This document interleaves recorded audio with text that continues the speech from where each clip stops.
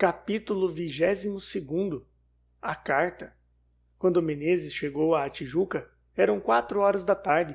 A casa de Félix ficava afastada do caminho. O portão estava aberto. Menezes atravessou rapidamente o espaço que ia da estrada à casa e bateu. Veio um moleque abrir-lhe a porta. Menezes entrou precipitadamente e perguntou: "Onde está o senhor?" "Senhor não fala a ninguém", respondeu o moleque com a mão na chave, como se o convidasse a sair. "Há de falar comigo", insistiu resolutamente Menezes. O tom decidido do rapaz abalou o escravo, cujo espírito, acostumado à obediência, não sabia quase distingui-la do dever. Seguiram ambos por um corredor, chegaram diante de outra porta, e aí o moleque, antes de a abrir, recomendou a Menezes que esperasse fora. Perdida a recomendação, porque apenas o moleque abriu a porta, Menezes entrou afoitamente atrás dele. Era um gabinete pequeno, com 4 janelas que o enchiam de luz. Perto de uma janela havia uma rede estendida. Sobre a rede via-se um homem negligentemente deitado, com um livro nas mãos. Era Félix. Félix levantou a cabeça, deu com os olhos em Menezes e empalideceu. Menezes não dera um passo mais. Ficaram assim alguns segundos a olhar um para o outro. Enfim, o médico disse ao escravo que se retirasse e os dois ficaram sós. O silêncio prolongou-se ainda mais. Da parte de Félix era confusão. Da parte de Menezes, desapontamento. Viera ele em todo o caminho a descrever na imaginação o estado de Félix, acabrunhado por alguma grande dor, e em vez disso, achava-o a ler pacificamente um livro. Quis lançar mão do livro, para conhecer bem até que ponto a sua desilusão era completa, mas o médico rapidamente o afastou. "Não atendeste à ordem geral que eu havia dado?" disse enfim o dono da casa. "E creio que só alguma razão poderosa te obrigaria a isso." "Assim era", retorquiu Menezes, "mas a razão acabou e eu volto para a cidade." Dizendo isto, pôs o chapéu na cabeça e dirigiu-se para a porta. Parou um instante, caminhou de novo até a rede e proferiu secamente estas palavras: "Tens consciência do que fizeste?" "Tenho", respondeu Félix. "Fiz o que me cumpria fazer. Mas, antes de mais nada, vens aqui por inspiração tua ou por mandado de..." "Venho porque era um dever da minha parte livrar-te da vergonha e a ela da morte." "Da morte?" exclamou Félix, levantando-se de um pulo. O terror que se lhe pintara no rosto fez boa impressão ao amigo. Suspeitou este que nem tudo estivesse perdido. Sentaram-se ambos, e Menezes referiu ao médico os acontecimentos que deixo narrados no capítulo anterior. Félix escutou a narração do amigo com um interesse que não podia vir senão do amor.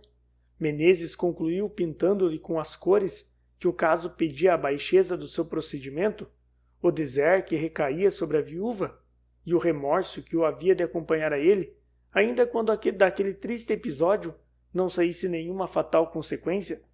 Félix mostrou-se profundamente comovido com a narração de Menezes e as reflexões que lhe fizera. "Tens razão", disse ele quando o amigo acabou de falar. "Procedi covardemente. Ela ainda me ama? E perdoa-me, não é?" "Sim, há de perdoar-me." "Pobre Lívia! Se tu soubesses como ela tem sofrido por minha causa." Menezes, satisfeito, disse-lhe que era indispensável voltar à cidade. Enquanto falava, porém, o rosto de Félix mudou de expressão. A única resposta do médico foi: "Não, o que está feito, está feito. Agora é impossível recuar." "Impossível!" gritou Menezes. "Impossível!" repetiu placidamente Félix. Menezes levantou-se impaciente e começou a passear. A serenidade do médico mais lhe doía do que indignava, porque alguma razão poderosa devia ele ter para cortar tão peremptoriamente toda a tentativa de reconciliação. Quisera sabê-la e tremia de o interrogar. O médico, entretanto, deixara-se estar sentado, quase tão tranquilo como na ocasião em que Menezes lhe entrara no gabinete. Não era fingida essa tranquilidade, que durava já de alguns dias, depois de outros, os primeiros, que foram de aflitiva tempestade.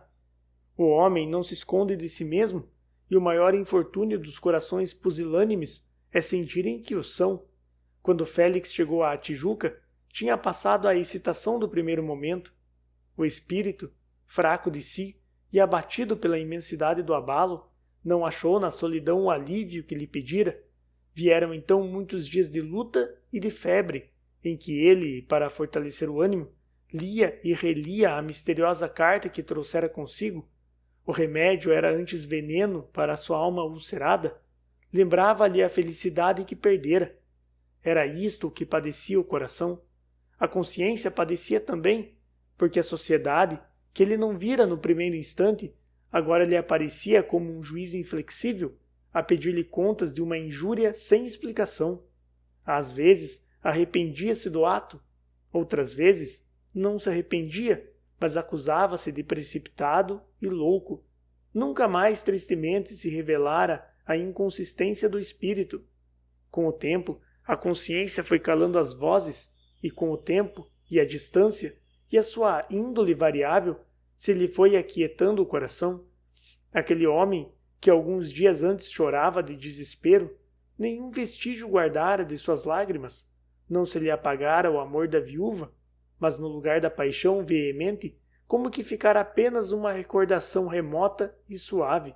Esta mudança era em parte obra do seu esforço, que buscava no esquecimento um refúgio, mas em grande parte era um efeito natural dele.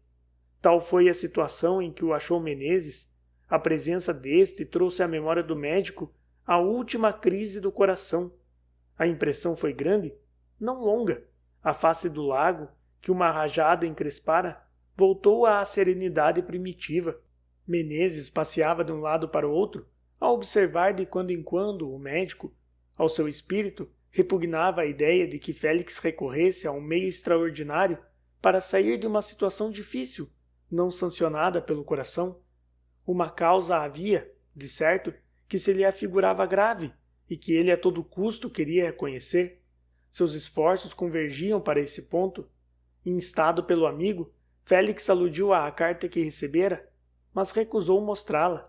Há nela um segredo, disse ele, que me impede de a comunicar a ninguém. Lívia tem jus ao meu respeito e possui ainda o meu amor. Estas últimas palavras foram ditas com certa comoção. Menezes não perdeu a esperança de o vencer. A sinceridade era a sua eloquência. Podia-se dizer que ele falava com o coração nas mãos. O espírito de Félix ia cedendo ao encanto. Ele mesmo recordava as horas felizes do passado e as saudosas esperanças do futuro. O coração palpitou-lhe com mais força e a imaginação fez o resto. A carta, porém, a fatal carta lhe ocupou logo o pensamento e a fronte descaiu diante do insuperável obstáculo. Cansado de lutar, Menezes resolveu partir para a cidade.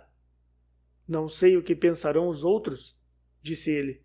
Eu a levo à suspeita de que não a amaste nunca e que esse rompimento estrepitoso foi o meio de salvar a tua liberdade. Ouvindo estas palavras, Félix não pôde conter um gesto de cólera. A atitude quieta de Menezes o fez cair em si. Tens razão, disse ele depois de algum tempo. Quero que pelo menos alguém me reconheça inocente e digno. Dás-me a tua palavra de honra que nada revelarás do que vais ler? Dou.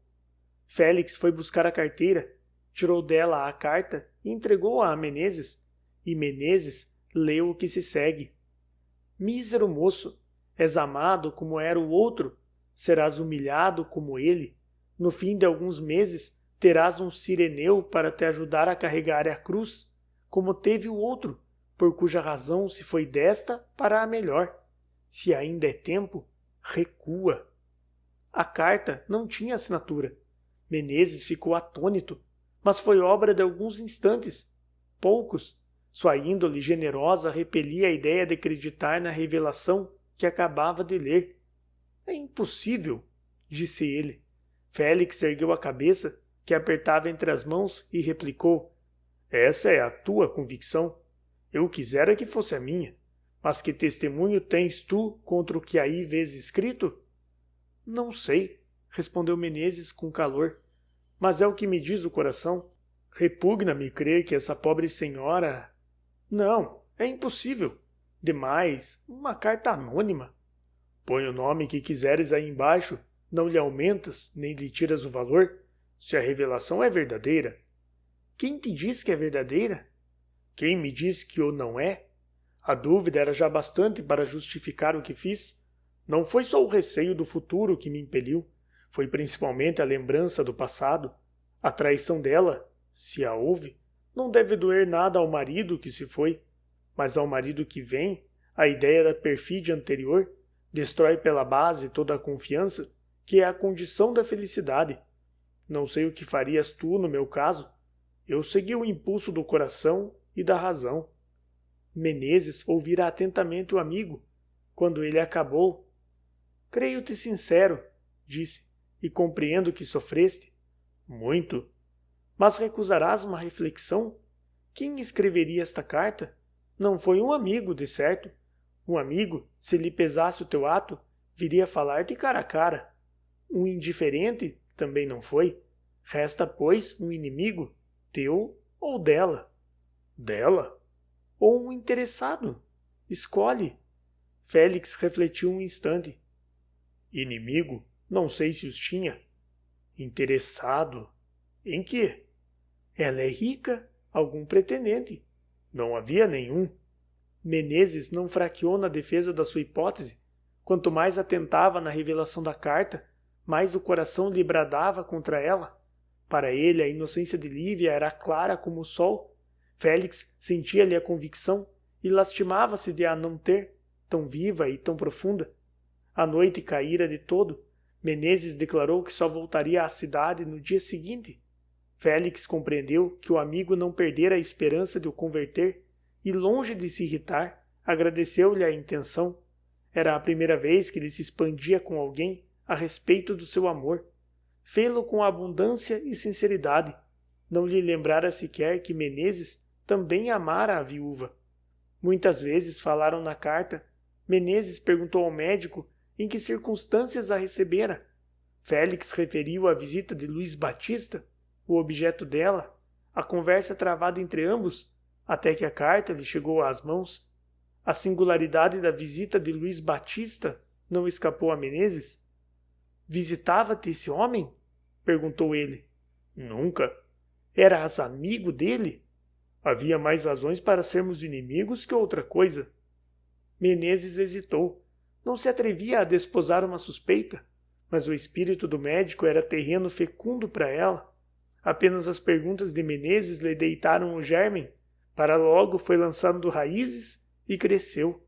Crês então que ele... aventurou o médico. Não sei, mas não te parece curiosa toda essa história de gravuras? Félix refletiu algum tempo, como quando os olhos se vão acostumando à meia luz de um sítio e começam a distinguir a pouco e pouco os objetos.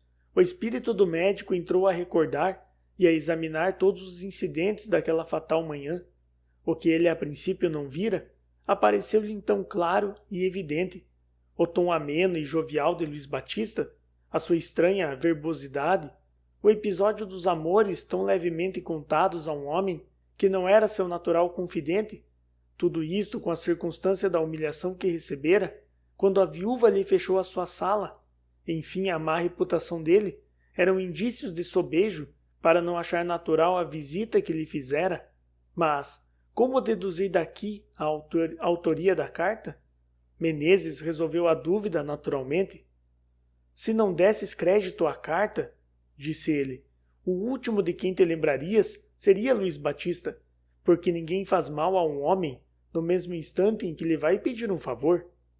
Félix aceitou esta explicação, mas o que acabou de o convencer foi uma circunstância até então deslembrada e agora decisiva. O médico levantou-se rapidamente da cadeira, deu alguns passos na sala e parou em frente de Menezes. É verdade, disse. Foi ele, com certeza. Quando eu li a carta, fiquei fulminado. Ele aproximou-se de mim e pedi-lhe que me deixasse só. Obedeceu, mas um sorriso que até então me pareceu feroz indiferença, mas que hoje vejo que era de triunfo, lhe roçou os lábios. Foi ele. Oh, sinto que foi ele. Entendamo-nos, leitor. Eu, que te estou contando esta história, posso afirmar-te que a carta era, efetivamente, de Luís Batista. A convicção, porém, do médico, sincera de certo, era menos sólida e pausada do que convinha. A alma dele deixava-se ir ao sabor de uma desconfiança nova, que as circunstâncias favoreciam e justificavam. Quando Menezes viu que o maior trabalho estava feito, não teve mais que falar outra vez de Lívia. A placidez do médico desaparecera. Todo ele era agora amor e ódio, arrependimento e vingança. A noite foi mal dormida, e quando a aurora os convidou a sair do leito, Félix era totalmente outro. Ardia por ir fazer aos pés da viúva plena confissão da sua indignidade. Era o nome que lhe dava, dar-lhe-ia outro, se os acontecimentos o fizessem duvidar outra vez. Apressaram a viagem. Menezes estava alegre com o resultado da missão. Lamentou o médico a fatalidade do caso, mas estava certo de que tudo ia acabar como devia. 1000 ideias cor-de-rosa enchiam o cérebro de Félix, e ambos desceram rapidamente na direção da cidade.